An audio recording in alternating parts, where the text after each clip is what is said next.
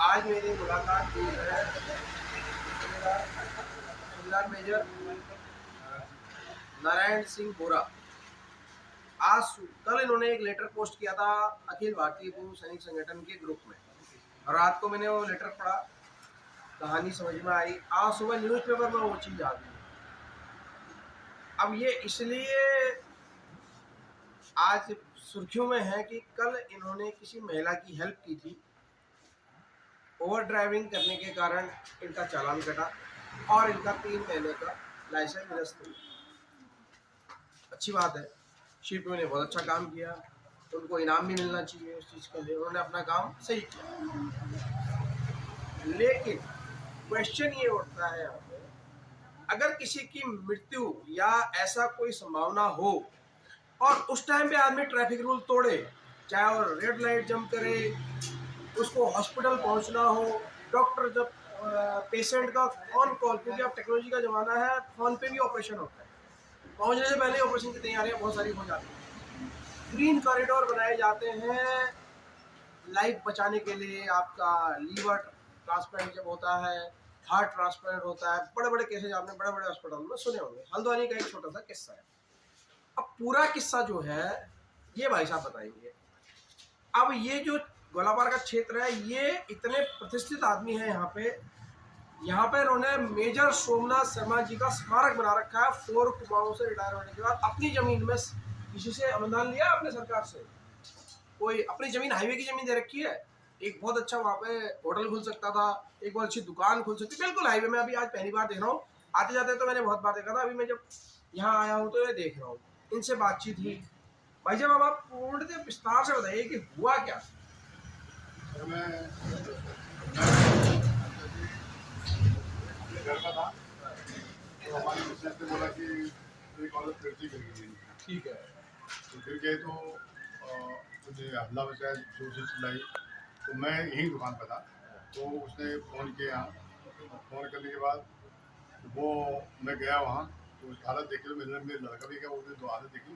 तो वो पूरे पेड़ से गिर के, तो उसके हाथ में था पूरा चिप चुका था, लेकिन कर चुका था, उसको मैं वीडियो भी दिखाया। तो उसको हमने इमीडिएटली अभी 108 को फोन करते तो बहुत देर बाद में, तो वो बेहोश हो गई थी। उसकी लड़की की शादी है इसी महीने में, अभी दिसंबर में 7 तारीख को। तो वो बदमाश हो गई, उस लड़की भी बिल्कुल बेहोश हो गई, रोने लगी, क्या हो गया करके, अभी क्या होगा जाके, मम्मी मस्ती कर रही है। तो मैंने एकदम ये अपना हिस्से लिया कि भाई अपनी गाड़ी निकालो और गाड़ी से इसको चले, तो उनसे जीना हॉस्पिटल पहुँचा। तो वहाँ पर मेरा भाई है, उनसे जीना आगे से बोला, तो उसको मैंने पहले इन्फॉर्मेशन करके दिया कि कैसे लड़का जा रहा है, फिर फ़ोन कर दिए। तो आप थोड़ा सा तो आप थोड़ा सा पहले कोई बात नहीं, हो गया। तो हम यहाँ से गए, हमने सोचा कि नीचे जाएंगे तो हम वहाँ से ऐसे रेट लेने का महंगा बन जाएगा, तो लेट हो जाएगा, तो हम ऊपर के रास्ते में रास्ते तो वहाँ से गए सर, इसकी जान बचा नहीं है, तो हमें थोड़ा गाड़ी स्पीड से चलानी पड़ेगी ना। तो हमने गाड़ी स्पीड से चलाई और हमें पता नहीं कि सिक्योरिटी कहाँ से हमारे चलाना पड़ रहा है, हमने ऑनलाइन चला दिखा दिया। तो दूसरे दिन चलान के हमारे पास वो आया, मैसेज आया। तो मैं आते सीधे सीधे थाने गया, पहले अंदर सीपी ऑफिस में गया। उन्होंने बोला कि अभी हमारे बस की बात नहीं, ये अभी यहाँ प्रोग्राम सब कर चुके हैं, काट देंगे। तो फिर मैं उनके पास गया, तो दे दिया। तो दूसरे दिन फिर उस महिला को लेके गया, और पहले दिन भी उस महिला को लेके मैं वहाँ गया सीपी ऑफिस में हल्द्वानी। उसकी लड़की को लेके गया, उसके हाथ में प्रूफ दिखाया, उसके कागज सब लेके गया, डॉक्यूमेंट सब लेके गया। साहब ने बोला कि भाई इसमें कुछ होता है, आपको तो जमा करना पड़ेगा। मैंने ठीक है सर, जिम्मेदार करवा दी। हमने इंसानियत दिखाई हमने, पहले हमने भारत की सेवा करी है। अब हमने अगर देश सेवा कर ली, तो अभी समाज सेवा भी अगर हमसे हो जाए तो कोई वो नहीं है, कोई हमने गलत काम किया नहीं है, कोई हमने शराब के नशे में गाड़ी नहीं चलाई, हमने किसी की जान बचाने के लिए गाड़ी तेज चलाई। लेकिन ठीक है, सीपी का काम ने उसने अपना काम ठीक किया, लेकिन हमने भी अपना काम ठीक किया।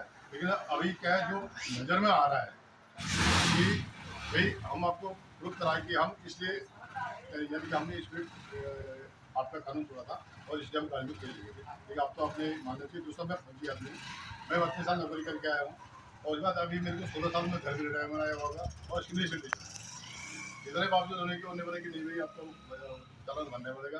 तो मैंने 2000 रुपये निकाले, चालान भर दिया। उन्हें बोला लाइसेंस भी आपका जमा हो।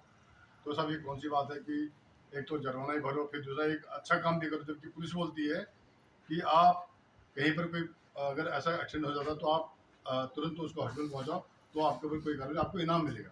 तो साहब मुझे ये इनाम मिला, 2000 रुपया जुर्माना प्लस मेरा जो मतलब डीएल है, वो डीएल मेरा कट गया। तो उस बाद मैंने अपने मतलब जो हमारा आर्मी का परिषद है, उसमें मैंने फ़ोन करके उनको इत्तला करी, और मीडिया ने भी मतलब मीडिया को भी मैंने बताया कि भाई ऐसी मेरे साथ नहीं करेगी। तो अभी जा कर के कोई बात नहीं हुई उनको, तो मैं बेटा नहीं है तो कोई बात नहीं सर, मैंने एक नेक काम किया है, उसकी जान बचाई, नेक काम ही हुआ, तो मेरे लिए वही सबसे बड़ा इनाम है। मेरे कोई बात 2000 रुपये कोई बड़ी बात नहीं साहब, हम फौजी आदमी कितना कमाए कितना गवाए, है ना, ऐसी कोई बात नहीं। तो मेरा ये कहना था, अगर कोई बात होती है तो कोई अगर रास्ता दिखाता तो मेरे लाइसेंस तो मुझे मिल जाए, 2000 की कोई चिंता नहीं, लाइसेंस मुझे मिल जाए, मैं कल को कहीं जाऊँगी तो कैसे जा सकता हूँ। अब यहाँ पे एक मुद्दा उठता है, सबसे बड़ी बात ये उठती है कि आदमी ऐसे केसेस में हेल्प करे न करे। जब मैं जागरूकता का कार्य करता हूँ, लोगों के बीच में जाता हूँ, तो मैं कहता हूँ कि एक्सीडेंटल केस होते हैं, ऐसे कोई केस है उनको हेल्प करिए, लेकिन यहाँ पे तो उसका डिमोरलाइजेशन किया जा रहा है। ये मैं अपना पर्सनल व्यक्तिगत विचार ये रखता हूँ कि जब ये मुद्दा कोतवाल साहब के पास गया या सीनियर पुलिस के अधिकारी के पास गया, तो उन्होंने इस मुद्दे को वहीं पे खत्म कर देना चाहिए था।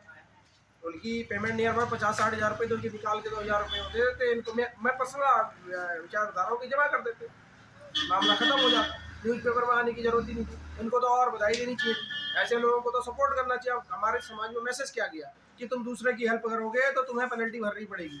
अब हम भी सोचेंगे भैया किसी का एक्सीडेंट हो गया, वहाँ साइड से निकल लो, हम क्यों कहेंगे? अब इसका अवेयरनेस प्रोग्राम हम क्यों चलाएंगे? क्योंकि पुलिस एक प्रकार से कहती है हम आपकी सहायता के लिए हैं, लेकिन यहाँ पे इनका अब ये चक्कर काटेंगे। अब ये सिस्टम का जो चक्कर होगा उसमें अब यही परेशान होंगे। अगर इनको लाइसेंस रिन्यू कराना है, सरेंडर से बचाना है, निकालना है, जो भी करना है इनको काटना पड़ेगा। यहाँ से आरटीओ जाओ, वहाँ जाओ, क्यों जाए भाई? इन्होंने कोई गलत काम किया है? और इतने लोग इतनी स्पीड से निकलते हैं, हम खुद हाईवे पे रहते हैं, हमें पता है क्या क्या कंडीशन होती है, कितनी स्पीड से गाड़ियाँ निकलती है, बाइक चलाना मुश्किल हो जाता है जिस तरह हम रहते हैं। कानून में ये प्रावधान अगर नहीं है तो ये कानून में प्रावधान डालना चाहिए कि अगर कंडीशन लाइफ बचाने की है तो वहाँ पे उसकी ये चीज़ें नहीं देखनी चाहिए कि उन्होंने किसी को ठोका नहीं, किसी को तंग नहीं किया, किसी का एक्सीडेंट नहीं किया, इन्होंने किसी की हेल्प की है। बहुत बुरा लगा मुझे, मैं खुद एक पूर्व सैनिक, मुझे बड़ा अजीब लगा कि यार पुलिस कर क्या रही है। और पेपर की कटिंग है आपके पास, उसमें एक स्टेटमेंट आया है किसी का, उसमें ये लिखा गया है कि नहीं हो सकता। अब क्या इस चीज को चैलेंज किया जा सकता है गवर्नमेंट ऑफ उत्तराखंड को या फिर गवर्नमेंट ऑफ इंडिया को कि ऐसा क्यों नहीं हो सकता? क्यों नहीं हो सकता है भाई? किसी की अगर कल के दिन मेरे बाप को हार्ट अटैक आ गया और हॉस्पिटल 4 किलोमीटर दूर है, मैं सीट बेल्ट अलग, क्योंकि उस टाइम पे कंडीशन ऐसी होती है, बचेगा नहीं बचेगा, आदमी बदवास होता है कि भाई ब्लड निकल रहा है, सभी की बस की बात नहीं है ब्लड को देख पाना, कहना बहुत आसान होता है। जब गोलियां चलती है, शरीर का हिस्सा कटता है, ब्लड आता है, आदमी घबरा जाता है, चाहे वो छोटी चोट हो या बड़ी चोट हो। अभी इसमें एक स्टेटमेंट लिखा है, मीना जी ने स्टेटमेंट लिखा है, संज्ञान में है, अगर चालान ऑनलाइन हुआ है तो कुछ नहीं हो सकता है, फिर भी इस मामले में दिखवाया जाएगा। तो क्या जरूरत आ रखी है? मीना जी तो एसपी बहुत अच्छे अधिकारी माने जाते हैं, इस मुद्दे को तो पेपर में आना ही नहीं चाहिए था। हमारी फजीयत हुई है। आज सुबह सुबह मेरा एक कांग्रेसी मित्र का फोन आ गया, देख लिया ये अंतर होता है भाजपा की सरकार और कांग्रेस की सरकार में। उन्होंने सीधा बोला कि इंदिरा हृदय होती तो आज ये नौबत नहीं आती। अब हमारे पास कोई आंसर ही नहीं है, हम भाजपा के कार्यकर्ता हैं, इनका लड़का खुद भाजपा का कार्यकर्ता है, ये संघ के उससे जुड़े हुए, मैं खुद संघ से जुड़ा हुआ हूँ। तो अजीब लग रहा है कि यार हम इनकी हेल्प नहीं कर पा रहे, ऐसा क्यों हो रहा है? सिस्टम ऐसा क्यों है? जो ऊपर बैठे हुए वो भी वही है। तो अजीब स्थिति होगी। आज दिन भर मैं भी परेशान हूँ, यार हम क्या कर सकते हैं, किसको बताएं?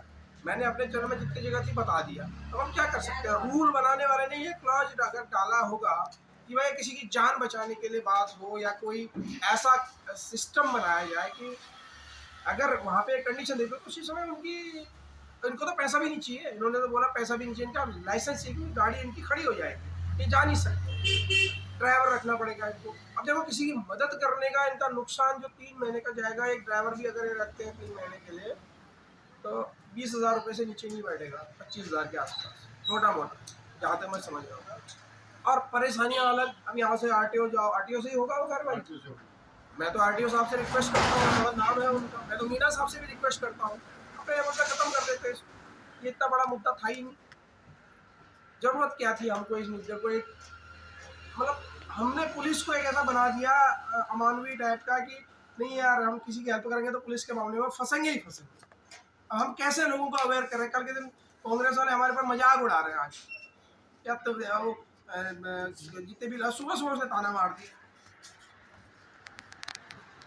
ये मतलब कार्यकर्ता आदमी कैसे मोरल अप करेगा, मेरी समझ में नहीं आ रहा। मैं बड़ा परेशान था आज दिन भर, मैंने सभी से बात की थी भाई इसका क्या सोल्यूशन होता है, लेकिन कानून से सब बंधे हुए हैं, इसको कोई संज्ञान भी नहीं लेगा। अब हम क्या कर सकते हैं भाई साहब, हम आपको इतना ही कह सकते हैं कि आप एक एप्लीकेशन लिखिए, आगे पुटअप कीजिए, सिस्टम को फॉलो कीजिए, सिस्टम फॉलो करने के बाद आप परेशान होइए और हम लोग थोड़े दिन बाद 2-4 दिन आपकी हेल्प करेंगे, उसके बाद आप भी भूल जाएंगे, समाज भी भूल जाएगा, सब भूल जाएंगे, परेशानी आपको होगी। अब आप किसी की हेल्प करने में हमेशा संकोच करोगे, चाहे कुछ भी मेरे हो। पास व्हाट्सएप इतना आया है कि भले आपने जो काम किया तो अच्छा किया, लेकिन ये काम करने लायक नहीं, क्योंकि कहीं पर भी आप कहीं का कोई एक्सीडेंट होगा तो कोई भी आदमी हाथ आता अब ये है कि अगर कोई आदमी मर रहा है उसको आप बचा सकते हो तो 108 को कॉल करो। अब 108 कब पहुंचेगी, वो बचेगा नहीं बचेगा, यहाँ पे क्या कंडीशन थी वो तो डॉक्टर ही बता सकते हैं, क्योंकि उसका हड्डी भी टूटा था। नहीं, वो अच्छा, कटा तो काफी था, मैंने फोटो में देखा था, गहरा कटा था। पूरा ही दिख रहा अब है। पेड़ से गिरे होंगे तो चोट भी लगी होगी। पेड़ से जब गिरे तो मेरी मीना जी से भी रिक्वेस्ट है और आरटीओ साहब से भी रिक्वेस्ट है और जितने भी भाजपा के पदाधिकारी हैं कि हमारा कार्यकर्ता का मजाक न बनाया जाए, कि यार इंदिरा हृदय वाली बात आ गई। अब वो मेरे एक किस्सा था, किसी ने कहा था कि अगर वो कह देती तो उनके अंदर वो पोटेंशियल था, अच्छा नहीं लगता है यार, वो लोग हमें भैया इंदिरा हृदय क्यों करती थी, हम भी तो कर सकते हैं।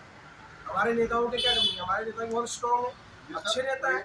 मैंने कोई गलत काम किया है ना? गलत काम होता तो हम भी कहते हैं, तो बहुत अच्छा काम किया इन्होंने हेल्प करने के बाद। चले साहब, हमारी ओर से आपको हम कोशिश करेंगे, कल हम एसपी साहब से मिलने की कोशिश करेंगे, उनको समझाएंगे साहब इस मामले को यहीं करो और किसी भी तरीके से उसमें कुछ क्लॉज हो उस कानून में, और एक एप्लीकेशन लिख के गवर्नमेंट को आप उसको एक रिमाइंडर डालें। अभी आपका कुछ कानूनी कार्रवाई करने का कुछ ऐसा हो रहा है या? सर मैं कानूनी कार्य क्या करता हूँ, मैं ये सोचा कि मुझे मेरा लाइसेंस वापस मिलना चाहिए। इनकी एक ही रिक्वेस्ट है, इनका लाइसेंस इनको दिला दें और मेरे ख्याल से दे सकते हैं अगर कहीं से उसका प्रावधान निकल जाए, तो अगर किसी ने उतना अच्छा कानून बनाया तो उसमें हो सकता है प्रावधान भी हो। गाड़ी तेज मत चलाइए, गाड़ी अपनी लिमिट में ही चलाइए जितनी होती है, लेकिन आपको सब कंडीशन है उसमें हम ये नहीं कह सकते अब उस टाइम पे आदमी क्या सोच रहा था, किस स्पीड से जा रहा था, क्या कर रहा था। ठीक है भाई साहब, बहुत बहुत धन्यवाद, आपके साथ अच्छा लगा यहाँ पे। आज सुबह से ही मैं काफ़ी अजीब लग रहा था कि यार फौजी होने के नाते मैं कुछ नहीं कर पा रहा हूँ आपके लिए। सर कोई नहीं, अगर मैं तो एक साधारण सा सैनिक हूँ, लेकिन ये अजीब लगता है कि सैनिकों का क्या सम्मान है हमारे समाज में, और वो काम करते हैं समाज में तो उसकी क्या रियल, हम भी सोचेंगे यार क्यों करें, क्या फायदा। पुलिस के बीच से हमारा एक वो निकल गया, विश्वास टाइप का निकल गया यार, नहीं ये लोग नहीं सोच सकते, ह्यूमैनिटीज के बारे में जानते ही नहीं है। पुलिस रिफॉर्म करने की जरूरत है बहुत ज़्यादा, आज हमें लगता है अब इसके ऊपर कोई डिस्कस नहीं करता, मुद्दा बहुत छोटा है लेकिन ये आगे चल के बहुत दिक्कत करेगा। ठीक है ना भाई, बहुत बहुत धन्यवाद, हमारे ओर से जितनी सेवा हो पाएगी हम करेंगे। कोई बात नहीं। ठीक है।